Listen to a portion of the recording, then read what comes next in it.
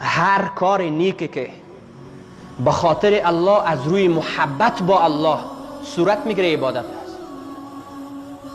حالا نشستن شما در این موقعیت عبادت است، دیدن شما به طرف چهره پدر و مادرتان عبادت است، مطالعه شما عبادت است، پوهنتون رفتن شما عبادت است، مسجد رفتن شما عبادت است، گوش دادنتون به این سخنرانی ها عبادت است، نان خوردنتون عبادت است، در باشگاه که 1 ساعت 1.5 ساعت شما ورزش میکنین هدفتون این هست، این عبادت هست. میخوابین عبادت هست، قدم میزنین عبادت هست، موتروانی میکنین عبادت هست، در شفاخانه مصروف دیدن مریض ها هستین عبادت هست، در یک جای مصروف ساختن یک مکان و محل هستین، یک پول را آباد میکنین، یک شفاخانه را میسازین، یک پهنتون را آباد میکنین، خودش عبادت هست. این معنای عبادت شد. چرا هدف زندگی عبادت شد؟ به خاطر ازی که شما اگر متوجه باشین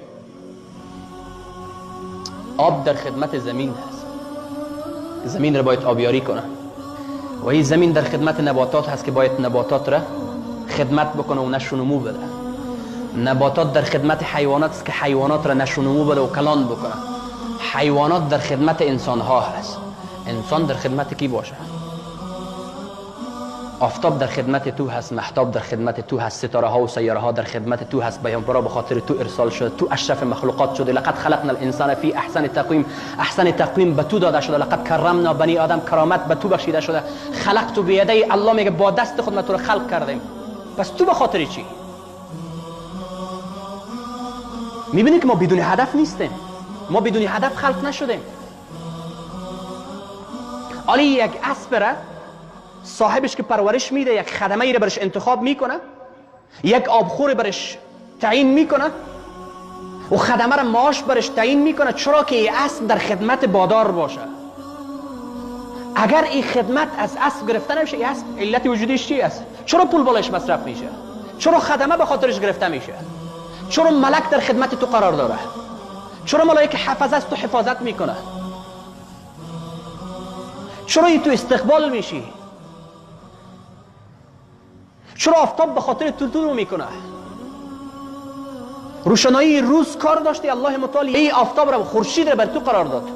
در شب نور کم کار داشتی، مهتاب را بر خدمت تو قرار داد. شب آرامش کار داشتی، تمام دنیا را برات مسخر کرد، آرام کرد. فیل و گاو و پلنگ و شیر را مسخر بر تو کرد، زمین و آسمان را مسخر بر تو کرد. مگرم تو برای کی؟ تو به خاطر چی؟ آیا گاهی اوقات این تو شده که ما از خود سوال کرده باشیم که 3 سوال را باید همیشه هر انسان پاسخ بده؟ من این جئنا، لماذا جئنا و الى این المصیر؟ من این جئنا، از کجا آمدیم ما؟